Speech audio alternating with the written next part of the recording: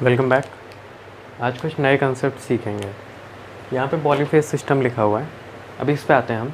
उससे पहले कुछ छोटी छोटी चीज़ें हैं तो उनको रिवाइज़ कर लेते हैं, या जो हमने पहले पढ़ा है उसको देख लेते हैं कि अच्छा क्या चीज़ें हम पढ़ चुके हैं।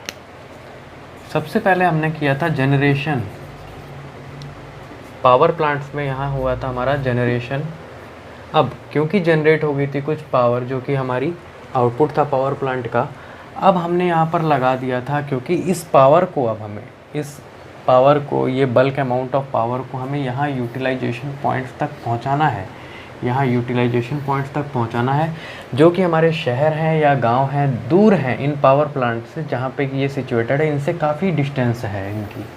तो इनको पहुंचाने के लिए हमें कुछ लाइंस का इस्तेमाल करना पड़ेगा, कुछ वायर्स का, सेट ऑफ केबल्स का इस्तेमाल करना पड़ेगा।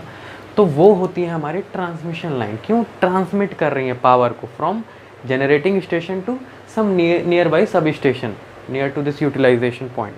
ठीक है, अभी क्या है कि जनरेशन हुआ, कुछ पावर हमारी जो जनरेट हुई यहाँ पर certain amount, let us suppose कि 15.75 वोल्ट किलो वोल्ट पर हमारा जनरेशन हो, 15.5 या 10 केवी से लेकर के 33 केवी के बीच का हमारा जनरेशन हुआ यहाँ पर। ठीक है, अभी ये जनरेशन जितना हुआ है इसमें सर्टेन अमाउंट ऑफ करंट होगी। अब ये करंट और वोल्टेज का प्रोडक्ट ही तो हमें पावर दे रहा है। अब हमें ये भी पता है कि करंट की वजह से हमारे लॉसेस हो जाते हैं। इट मीन्स कि अगर करंट हमारी इंक्रीज़ होती है तो लॉसेस हमारे इंक्रीज़ होते हैं। तो हमें करंट को कम करना है। करंट को कम कैसे कर सकते हैं? Power equals to V into I होता है।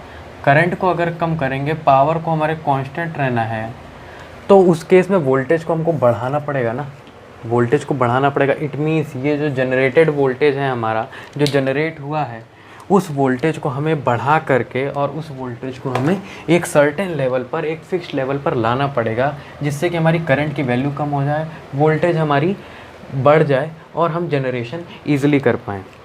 तो हमने उस चीज़ के लिए क्या लगाया? ट्रांसफॉर्मर लगाया।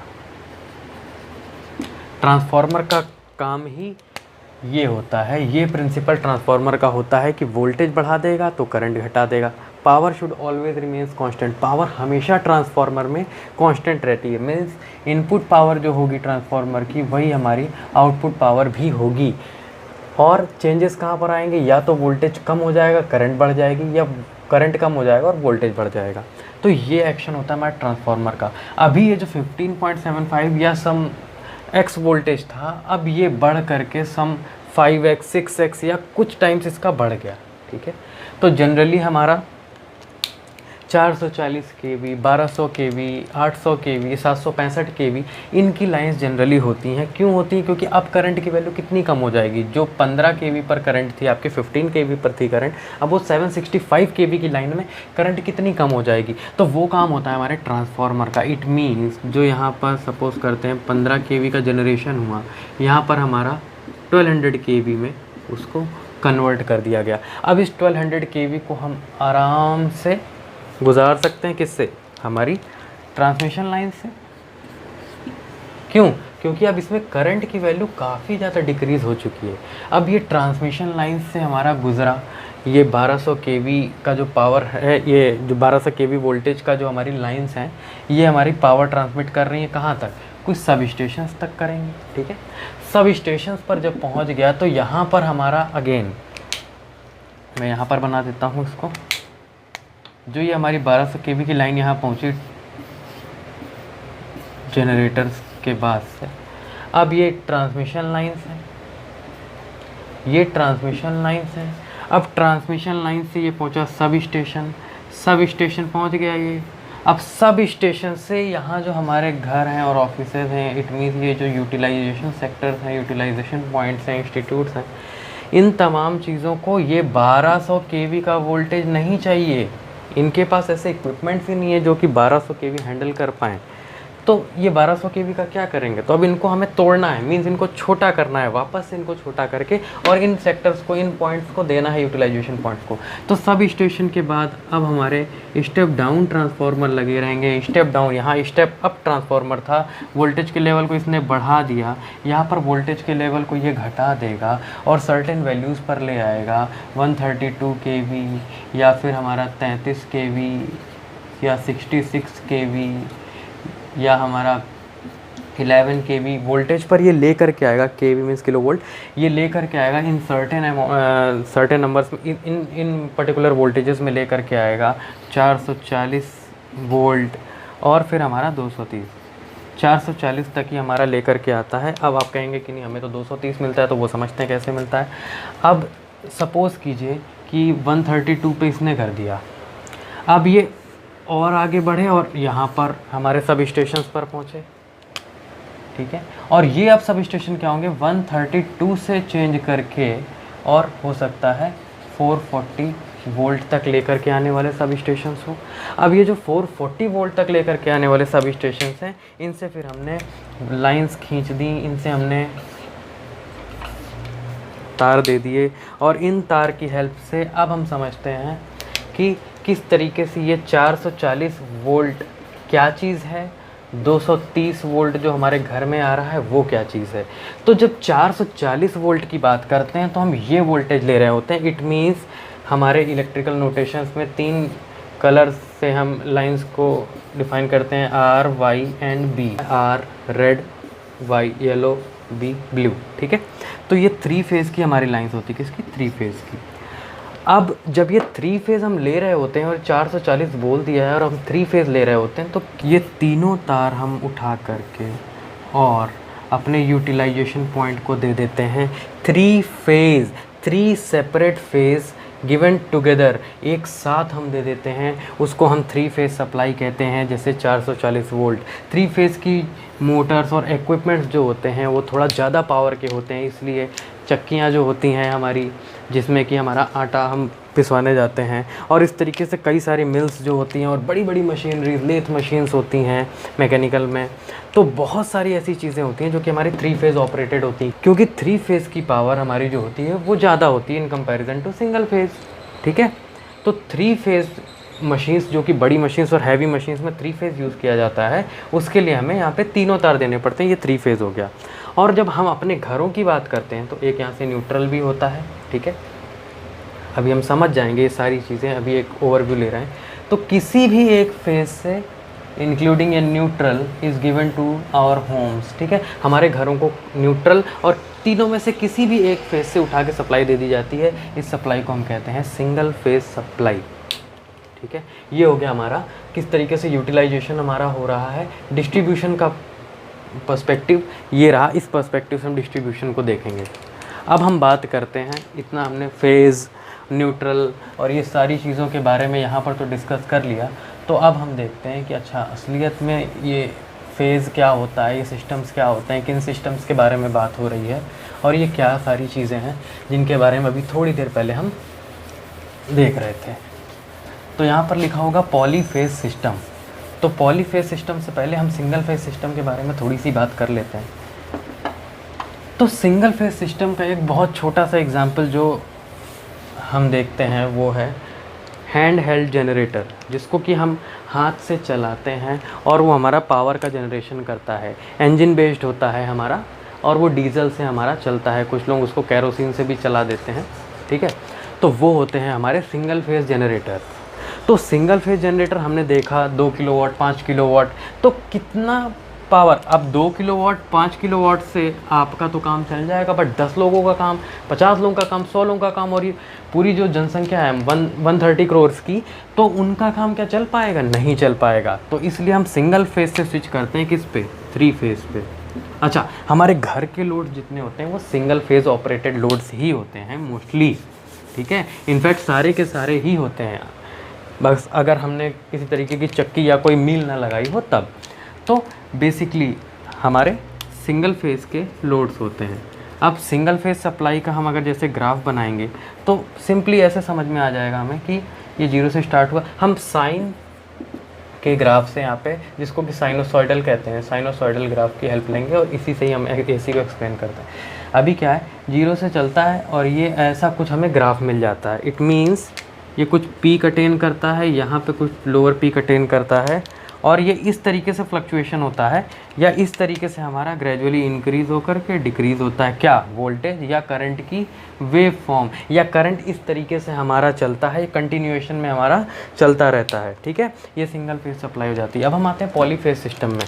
तो क्योंकि हमको पॉलीफेज के बारे में ही पढ़ना है, क्योंकि हमें जनरेशन, ट्रांसमिशन, ये सारी चीज़ें बड़े लेवल पर होती हैं, तो हमको बड़े लेवल पे डिस्कस करना है। और अगर हम 3 फेज समझ जाएंगे तो सिंगल फेज हमारे लिए कुछ नहीं है, क्योंकि इसमें समझने जैसा ऐसा कुछ है नहीं। तो अब हम ये बात करते हैं, ये डायग्राम पहले समझते हैं, या इससे पहले हम एक छोटा सा डायग्राम बनाते हैं और उससे चीज़ों को क्लियर करते हैं। Polyphase system generally single phase से जैसे ही ऊपर निकलता है हमारा कोई भी सिस्टम, तो पॉली कह देते हैं, मीन्स मल्टीपल फेज, पॉलीफेज। और इसका फॉर्मूला जो होता है हमारा कैलकुलेट करने का 360/n होता है। ये डिग्रीज, ये क्या चीज़ बता रहा है, हमारा वेवफॉर्म के बीच का डिफरेंस, वेवफॉर्म के बीच के गैप को ये एंगल हमारा बता रहा है। सिंगल फेज में सिंगल ही वेव फॉर्म है, तो इसमें हम क्या डिफरेंस निकालेंगे? डिफरेंस तो कोई भी 2 या 3 चीज़ों के बीच का निकलेगा ना। तो same is a case with 3 phase. तो अब 3 फेज की अगर हम बात करते हैं, जनरली 3 फेज की ही हम बात करते हैं। 3 फेज डिवाइसेस होती हैं, हमारी इक्विपमेंट्स होते हैं, और 3 फेज पे हमारा जनरेशन हो रहा होता है, इसलिए हम 3 फेज के बारे में ही डील करेंगे। बाकी ये बेसिक सा फॉर्मूला होता है। अगर 6 फेज की बात करेंगे तो हमारा एंगल का डिफरेंस कितना आ जाएगा, यहाँ पर 6 रख देंगे हम, तो 60 डिग्रीज़ का हमारा एंगल होगा, वेवफॉर्म्स के बीच का डिफरेंस होगा। अब हम 3 फेज़ की बात करते हैं, तो ये यहाँ पर 3 फेज़ की वेवफॉर्म बनी हुई है। समझते हैं कैसी वेवफॉर्म है, कैसे बनेगी ये। तो यहाँ हमने 0 से स्टार्ट किया और हमें पता है कि साइन वेव का हमारा जो पीक अटेन होता है वो 90 पर होता है, फिर 180 पर जा कर के वो 0 अटेन करता है, फिर उसके बाद 270 पर जाता है वो नेगेटिव पीक, और उसके बाद 360। तो ये एक पर्टिकुलर साइन वेव बन गई। लेट अस सपोज ये वोल्टेज है हमारा VR। अब हम RYB के बारे में देख रहे हैं, तो ये VR वोल्टेज है हमारा।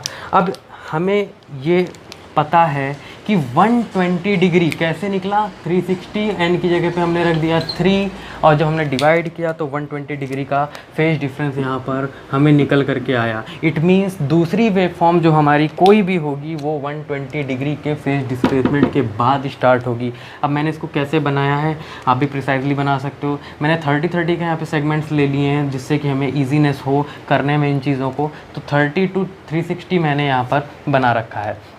अब देखते हैं, पहला जब हमारा 0 से स्टार्ट होगा 180 पे ख़त्म होगा, 180 से नेगेटिव पीक स्टार्ट होगी, 360 पे ख़त्म होगी।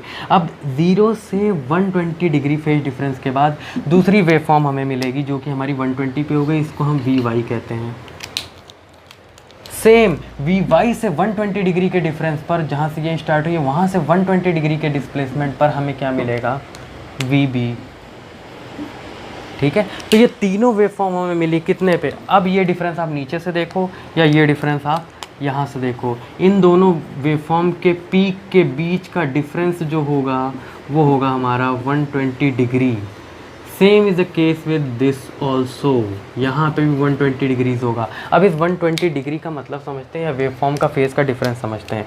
इट मीन्स सिंगल फेज़ में जैसे ही आपकी सिंपल वेवफॉर्म चल रही थी और ये ऐसे अटेन हो रही थी, उस तरीके से 3 फेज़ में क्या होगा, आपको एक वेवफॉर्म ऐसे मिलेगी, और ये वेवफॉर्म जब अपने रास्ते में चल रही होगी तभी 120 डिग्री जब ये चल चुकी होगी, या ये कुछ आपका दूरी चल चुकी होगी, क्योंकि ये वेवफॉर्म ऐसे ऐसे करके कंटिन्यूएशन में चलती रहती है। अभी जब चल रही होगी तो आपको 120 के डिफरेंस के बाद एक दूसरी वेवफॉर्म मिलेगी कुछ इस तरीके से।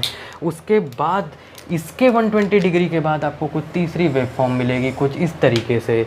तो in this way this whole process continues, ये वेवफॉर्म ऐसे ही चलती रहती है और हमें 3 फेज़ की सप्लाई मिलती है। इट मीन्स कि हाँ, ये तीनों वेव का जो यहाँ पर सिंगल वेव का पीक था, यहाँ पर 3 वेव का 3 डिफरेंट पीक्स होंगे जो कि अटेन करेंगे ये तीनों आपस में 120 के डिफरेंस के बाद।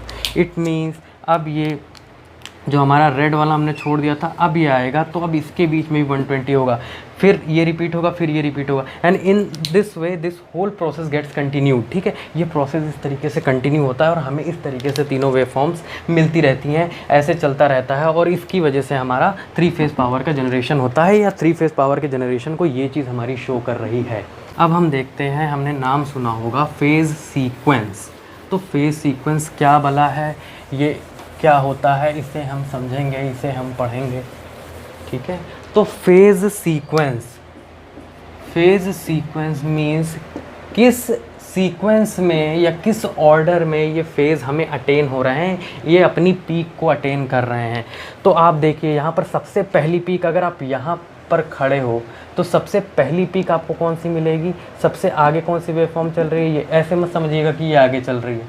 ठीक है, तो सबसे पहली जो वेवफॉर्म है हमें मिलेगी आर, तो ये आर हो गया। ठीक, ये तो डिले हो रहा है ना, आर के बाद वाई मिल रहा है, वाई के बाद बी मिल रहा है, इट मीन्स पहले आर मिला, फिर वाई मिला, देन बी मिला, तो फेज सीक्वेंस हमारा हो गया आर वाई बी। ठीक है, अब आर वाई बी को हम ऐसे भी तो लिख सकते हैं, बी के बाद फिर से आर रिपीट हो रहा है ना, आर फिर हमारा वाई रिपीट हो रहा है। अब हमने आर को भी पहले ले लिया, वाई को भी, बी को भी ले लिया, अब हम वाई को लेने की बारी आई ना, तो ये वाई है, वाई लिखा, वाई के बाद बी आ रहा है, एंड देन आर आ रहा है। इट मीन्स ये तीनों फेज सीक्वेंस एक हैं। कैसे एक हैं, R Y B, R Y B, R then Y then B, तो ये तीनों फेज सीक्वेंस सेम है, इसमें कंफ्यूज होने की बात नहीं है। और इसको हम पॉजिटिव सीक्वेंस कहते हैं, और इसको हम देखिए कैसे समझते हैं या कैसे लिखते हैं और समझने की कोशिश करते हैं। इसको मैंने बोला आर, इसको मैंने बोला वाई, इसको बोला मैंने बी। अब ये कैसे हम फेज सीक्वेंस निकालते हैं, तो हम यहाँ पर बैठे हुए हैं। ठीक है, यहाँ पर हम बैठे हुए हैं, यहाँ पर बैठ करके हम देख रहे हैं फेज़ को एंटी क्लॉकवाइज, याद रखिएगा, एंटी क्लॉकवाइज मूव करते हुए देख रहे हैं फेज सीक्वेंस को। तो सबसे पहला फेज जो यहाँ हम बैठे हुए हैं, स्टेबल यहाँ पर हम बैठे हुए हैं, सबसे पहला फेज जो आएगा वो आर आएगा, फिर ये घूम करके हमारा वाई आएगा, एंड देन बी आएगा। It means R Y B आया। ठीक है, आर वाई बी आ गया, तो ये भी इसी तरीके से आएंगे। अब आर वाई बी आ गया, लास्ट बी आया, बी के बाद वापस से हमारा आर आएगा ना, तो ये प्रोसेस इस तरीके से घूमता रहता है। ये हमारा डायरेक्शन ऑफ रोटेशन हो गई, ये हमारा पॉजिटिव फेज सीक्वेंस कहलाएगा। मींस हमारी मोटर एंटी क्लॉकवाइज डायरेक्शन में, ये हमारी रोटेटिंग मैग्नेटिक फील्ड इसको कहते हैं, या फेज़ का रोटेशन जो है हमारा एंटी क्लॉकवाइज डायरेक्शन में हो रहा है, हमको आर वाई बी मिल रहा है। अब इसको ऑपोजिट करते हैं तो कैसे करेंगे, क्योंकि इन सब से तो ऑपोजिट होगा नहीं, ये तो सेम डायरेक्शन है। तो अब हम क्या करते हैं, तो अब हमें अगर डायरेक्शन ऑफ रोटेशन को बदलना होता है तो उस केस में हम किन्हीं भी 2 टर्मिनल्स को बदल देते हैं, किसके, जनरेटर से निकलने वाले टर्मिनल्स को बदल देते हैं किसी मोटर में या किसी इक्विपमेंट में अगर लगी है तो। जैसे यहाँ पर हमारा फेज सीक्वेंस था आर वाई बी, तो अगर हमारा phase sequence R B Y हो जाता है, ये वो फेज सीक्वेंस नहीं है, क्योंकि हम यहाँ पर लिख लेते हैं वापस से आर वाई बी, फिर यहाँ पर बी था, देन बी के बाद आर आया, फिर वाई आया, फिर हम लिखते हैं वाई, वाई के बाद बी आया, एंड देन आर आया। ये तो हमारा पॉजिटिव फेज सीक्वेंस था, ये 3। अब हमने इसकी बात की, तो यहाँ पर हम बैठे हुए हैं और देख रहे हैं घूमते हुए, तो पहले आर आया, फिर हमारा अब इस केस में न्यू केस जो ये है बी आया, एंड देन हमारा वाई आया। आर बी वाई इसमें कहीं नहीं है। ठीक है, आप इसको देख लीजिए अच्छे से, आर बी वाई इसमें कहीं नहीं है, और ये हो गया हमारा negative phase sequence. It means अब मोटर में अगर हम आर वाई बी लेके चलेंगे तो मोटर ऑपोजिट डायरेक्शन में घूम रही है ना। देखिए कैसे, अगर इसको हम वाई ही मानते हैं, इसको हम बी ही मानते हैं, तो आर बी वाई हो रहा है ना, आर बी वाई हो रहा है ना। तो अब यहाँ पे आप बैठे हुए हो और पहले आपको आर मिल गया, इट मीन्स आर यहाँ पर था जो कि यहाँ पर अब पहुँच चुका है, तो आर मिला, फिर बी मिला। इट मीन्स अब डायरेक्शन ऑफ रोटेशन आपका क्लॉकवाइज हो चुका है। इट मीन्स ये आपका पॉजिटिव फेज सीक्वेंस था, तो ये इसका ऑपोजिट यानी कि नेगेटिव फेज सीक्वेंस है। ये 2 फेज सीक्वेंस के बारे में हमें पता होना चाहिए और अब हम सीख चुके हैं, इसमें कभी भी किसी तरीके की कोई गलती नहीं होगी। अगर हम भूल जाते हैं तो हम अपने डायग्राम की हेल्प से इसको वापस से ड्रॉ कर लेंगे, इसको वापस से समझ लेंगे और ये कुछ दिनों तक पढ़ने के बाद हमें मेमोराइज भी हो जाएगा। इसमें ऐसा कुछ दिक्कत है नहीं, ठीक है। अब हम देखते हैं कि बैलेंस लोड्स क्या होते हैं और अनबैलेंस लोड क्या होते हैं। तो हमने ये डायग्राम देखा था, ठीक है। यहाँ से कुछ करंट निकल रही थी, सपोज ये R था, ये Y था और ये B था।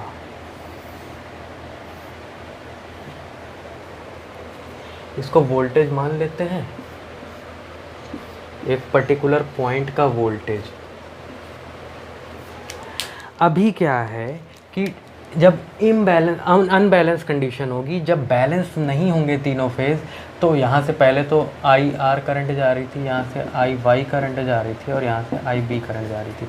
अभी क्या है, अगर ये बैलेंस्ड है सबसे पहले, तो हमें ये पता होना चाहिए कि IR plus IY plus IB की वैल्यू 0 के इक्वल होती है। मींस करंट जो है तीनों हमारी समेशन हो करके 0 देती हैं। कोई भी हमारी फॉल्ट करंट या कुछ भी एक्सेसिव करंट नहीं होती। क्यों अनबैलेंस होगा? इन केस ऑफ फॉल्ट, जब कोई दिक्कत हो जाएगी सिस्टम में, कोई फॉल्ट हो जाएगा, तभी अनबैलेंस सिस्टम होगा। अभी अनबैलेंस सिस्टम नहीं है, कोई फॉल्ट नहीं है, तो ये करंट का तीनों का समेशन हमारा 0 दे रहा है। बट इन केस कोई भी फॉल्ट यहाँ पर या कहीं पर भी अकर हो जाता है, कोई भी लाइन में करंट की वैल्यू डिस्टर्ब हो जाती है। क्यों? अगर फॉल्ट हो जाएगा तो सारी की सारी करंट इस फॉल्ट से होकर के जाने लग जाएगी ना। क्यों?